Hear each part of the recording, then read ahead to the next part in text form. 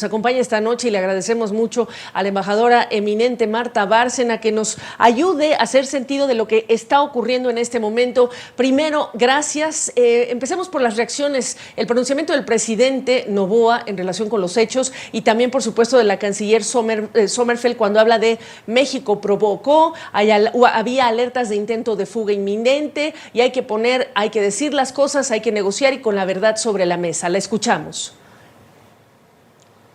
Sí, Gaby, buenas noches y buenas noches. Mira, yo creo que decir que México provocó es un verbo muy fuerte e inadecuado en este momento.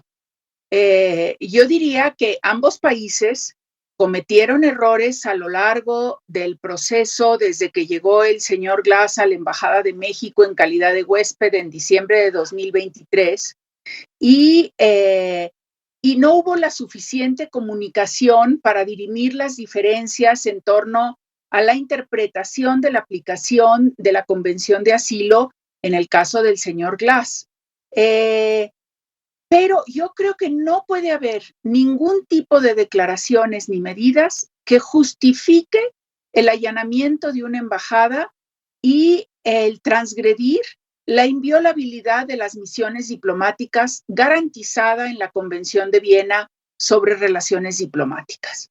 Por eso es que México ha recibido un gran apoyo de muchos países en cuanto a ese punto específico, al allanamiento de las instalaciones de la Embajada de México en Ecuador, al maltrato de uno de sus diplomáticos, el encargado de negocios, y a la extracción ilegal del señor Glass de las instalaciones de la Embajada Mexicana, porque esa acción rompió una norma de convivencia básica entre los estados. Dicho eso, hay que reconocer que este diferendo México-Ecuador, Gaby, tiene muchas más aristas. Una de ellas es justamente lo que mencioné, las diferencias de interpretación entre México y Ecuador sobre la aplicación de la Convención de Asilo de Caracas de 1954 y de Montevideo de 1933. Ecuador pone énfasis en el artículo 3, en donde dice que no se puede dar asilo político a un delincuente del fuero común ya condenado o en proceso de investigación, que es lo que argumentan, es el caso del ex vicepresidente Glass, y México pone énfasis en el artículo 4 de la Convención de Caracas, que dice que corresponde al Estado asilante o receptor calificar la situación de la persona solicitante de asilo, en este caso Glass, y lo calificó como perseguido político y por lo tanto sujeto de asilo. Estas diferencias se tienen que dirimir por los canales diplomáticos y si no se pueden dirimir de manera bilateral, se puede entonces recurrir a una opinión consultiva de la Corte Internacional de Justicia o de algún otro organismo. También es cierto que el presidente de México, sí, dígame, Gaby. Ay, perdón, adelante. No, para terminar la idea, adelante. Es cierto que el presidente de México ha tenido manifestaciones que pueden ser consideradas violatorias del principio de no intervención en los asuntos internos de otros estados, al dar su versión muy particular de lo sucedido en las últimas elecciones en Ecuador y ponerlas en tela de juicio. Esto a muchos mexicanos nos ha sorprendido, a muchos diplomáticos mexicanos en retiro, porque el principio de no intervención es un principio inscrito en nuestra Constitución y que se forjó a lo largo de la historia de México. A nosotros no nos gusta que opinen sobre los asuntos internos de México y por lo tanto no deberíamos de opinar sobre los asuntos internos que solo corresponde a los ecuatorianos decidir. Ok, dicho esto, las declaraciones del sábado pasado, una vez que regresa el cuerpo diplomático a México, en particular Raquel Serur, se entiende el momento emocional dado lo que había ocurrido la noche anterior, pero en esas primeras declaraciones una cosa que llama la atención es el gobierno actual, refiriéndose al de Noboa, todavía no puede dimensionar lo que le hizo a su pueblo que no merece el gobierno que tiene actualmente. Un gobierno que improvisa, dijo, y desconoce al arte de la política y el buen gobierno. Pregunta, ¿estas declaraciones ¿ha lugar?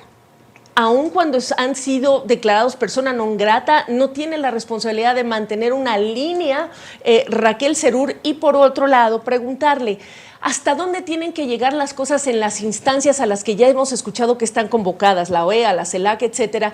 Por cuanto se tiene que dejar un precedente y su importancia de dejarlo versus el oportunismo que estamos viendo también de explotarlo políticamente, ideológicamente, este suceso. Mira, en lo que se refiere a las declaraciones, en mi opinión, no deberían de haber sido hechas.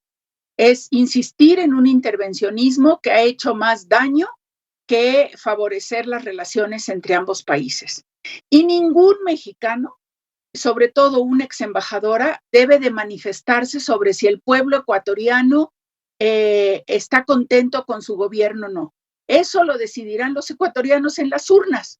No le corresponde a la ex embajadora de México manifestarse al respecto, aunque haya personas que la animen a hacerlo. Y hay que entender que esta persona, la señora Raquel Serur, no es una diplomática de carrera, es la viuda de Bolívar Echeverría, un filósofo ecuatoriano especializado en marxismo crítico que adquirió la nacionalidad mexicana. Por lo tanto, ella sí conoce bien a Ecuador, pero digamos a una parte muy especial y a un segmento muy especial de la sociedad ecuatoriana. Ella no puede hablar a nombre del pueblo del Ecuador. Es como si yo pretendiera hablar a nombre del pueblo del Ecuador. Sería una gran irresponsabilidad.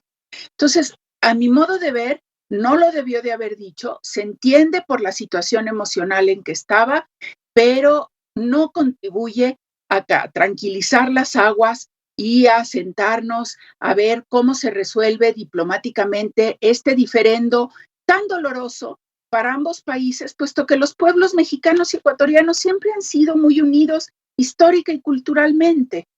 Entonces, esto no cabe. Segundo, ¿cómo van a evolucionar las cosas? Sin duda alguna, yo no tengo dudas que tanto en la CELAC como en el Consejo Permanente de la OEA, porque mañana vamos a tener una sesión del Consejo Permanente de la OEA convocada por Ecuador sobre la relación entre relaciones diplomáticas y convención de asilo, y el miércoles otra sesión del Consejo Permanente convocada por Colombia o a petición de Colombia sobre el respeto a la Convención de Viena sobre relaciones diplomáticas.